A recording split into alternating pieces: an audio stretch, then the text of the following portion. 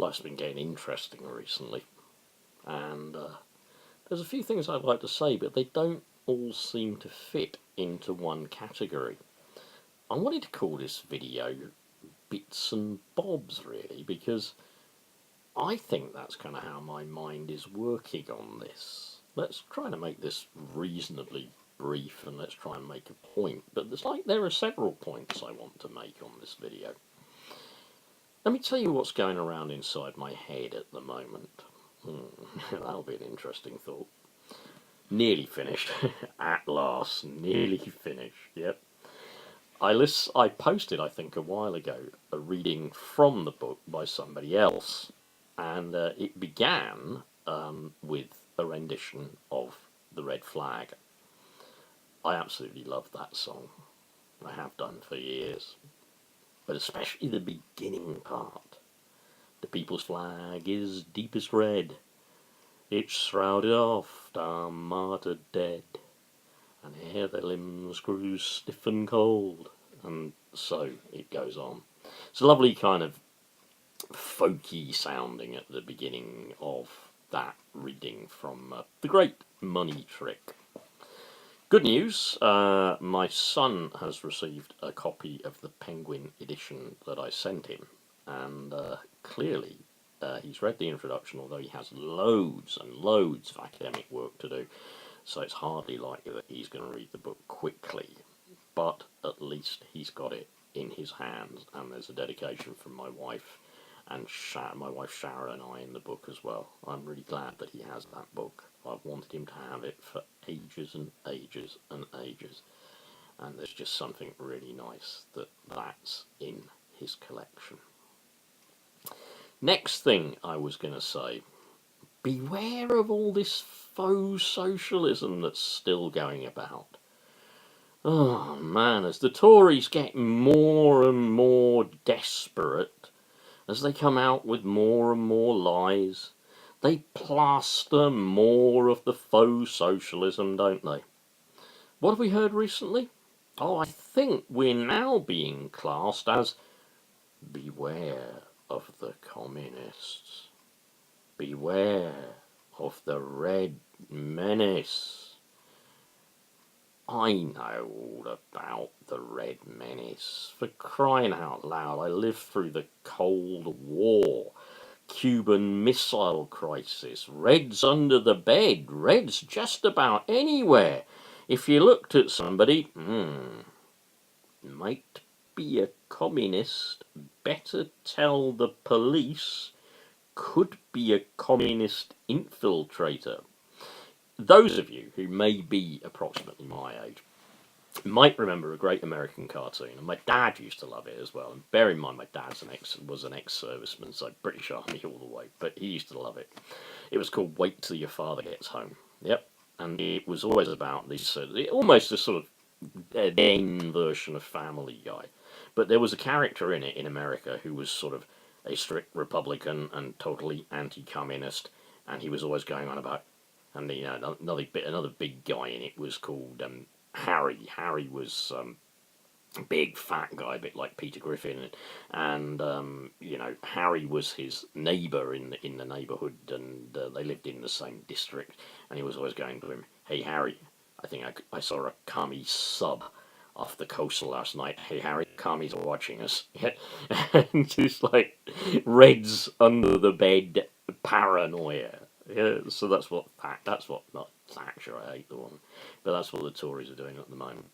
Here's something I want to read you just from the appendix to Ragged Trousered Philanthropists, because it's a little description of what the town is all about, but quite honestly, this could be any town or any place in Tory United Kingdom.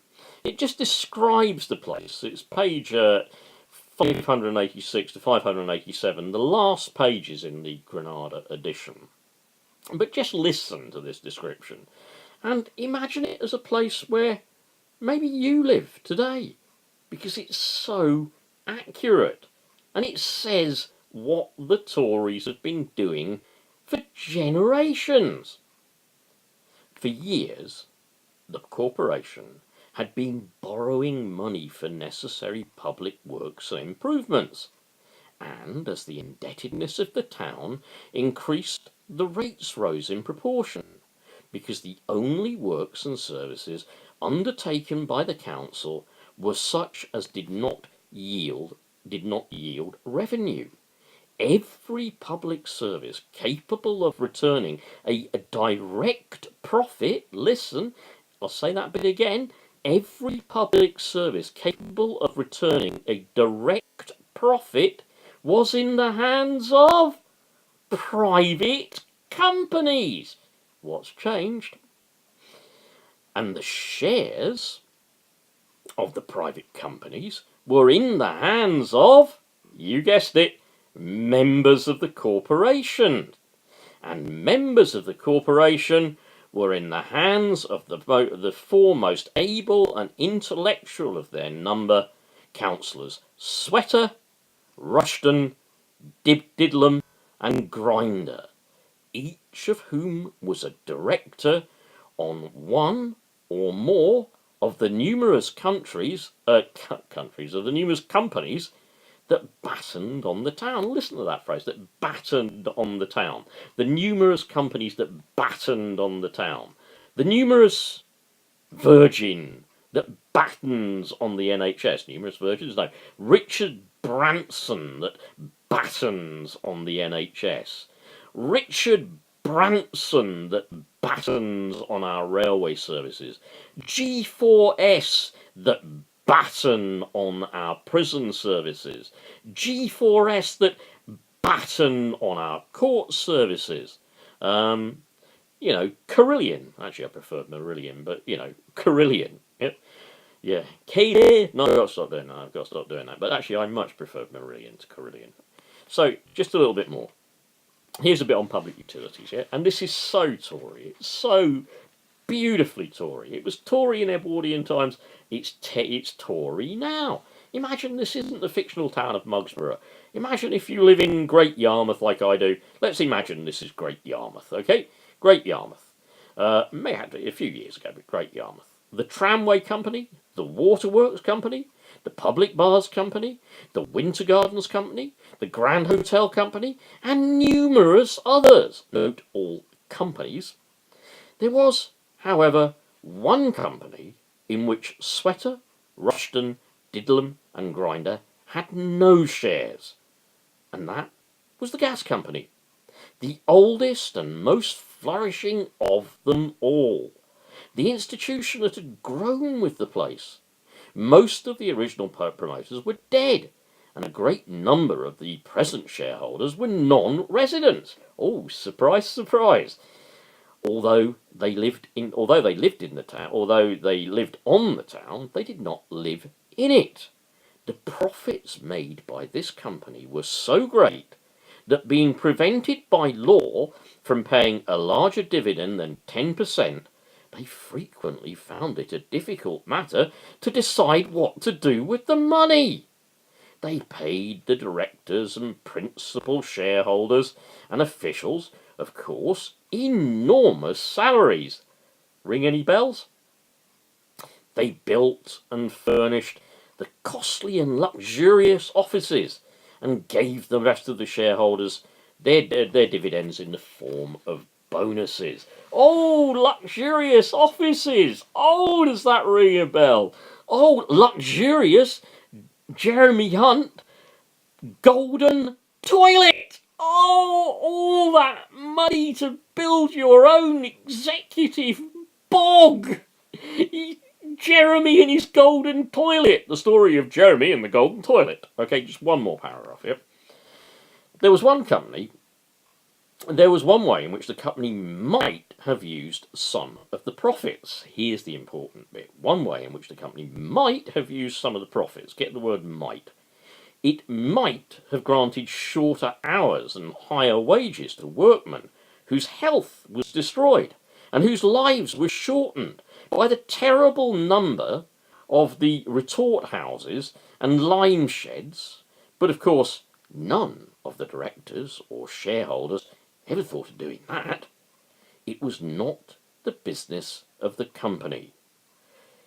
It was not the business of the company to concern itself with them. Not the business of the company to concern itself with them. Health and safety, that's another one they're pressing, isn't it? Yeah, especially as we're getting further into the sham of the Grenfell inquiry. It's a joke. Everyone's going to be found innocent. Of course, it's a complete cover-up, complete sham, swept under the carpet. Nobody will be prosecuted. Nothing will happen. But, you know, it really wasn't for the shareholders in that company, was it? It wasn't for Kensington and Chelsea, really, to be that concerned about the workers / residents. I mean, it wasn't, was it?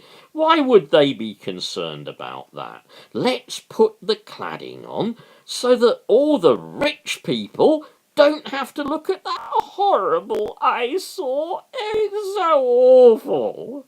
What else can I say? Beware of faux socialism. Yeah, beware of it. It's everywhere. Everywhere. In the fail, the taglicious Heil, in the scum, in the excess, in the Times. Faux socialism. Jeremy Corbyn wants to come to where you work and take it over and turn it into a communist concern. Jeremy Corbyn intends to appoint Works Committee leaders and institute a 5-year Soviet plan. Jeremy Corbyn is going to steal the machines that you work with, bring them into public ownership, give you all a uniform, pay you all the same, and you will do your assigned task in ingsoc society. Jeremy Corbyn is going to make Great Britain like 1984 under English socialism. No longer will you have your rights as a true Englishman. Jeremy Corbyn is going to dictate what your children can see on television. Jeremy Corbyn is a communist. Britain is in the grip of a communist threat. Oh, and get this, being serious here. How many times, and this is to show how scared the Tories are, how really, really, really scared they are. Yep. Does May come to the dispatch box and go, "We will never..." I can't really do a decent May's accent, but let's pretend it's just a bit higher pitched than it is. "We will never allow that gentleman over there to run Great Britain." I always keep thinking that she should add to run Great Britain PLC. Yeah? Because what are we under these corporate toffs? What are we under the moneyed bankers, billionaires, tax exiles, tax dodgers? What the hell are we? We're not the UK anymore. We're not a people that is democratically governed and makes decisions through a democratic vote in Parliament. We're a company that is corporately governed. We're a corporate state. If you have money, you survive. If you don't have money, you die. It's a corporate state. We're not a country anymore. Bear in mind, when you go to the health service very soon, when it's privatised, as it will be, I promise it will be privatised, what is going to matter first? Profit for the healthcare company like Virgin. Your heart attack, if you can pay to be treated, then maybe you'll survive. Otherwise the old ticker will stop working. You'll be left to die unless you have money. Save our NHS. Right, I'm going to stop now. It's been 15 minutes. I know. If you got a bit bored, I'm sorry. But I'm passionate about this. So look, think about it. Everywhere, that corporate ownership thing, just like in the appendix to this book, which is over 104 years old, everywhere the Didlums, the Grinders, the Sweaters, and, all of those people, everywhere, they're taking over. Yeah? And that's what runs this country. It is still, at the moment, a country for the few, but not the many.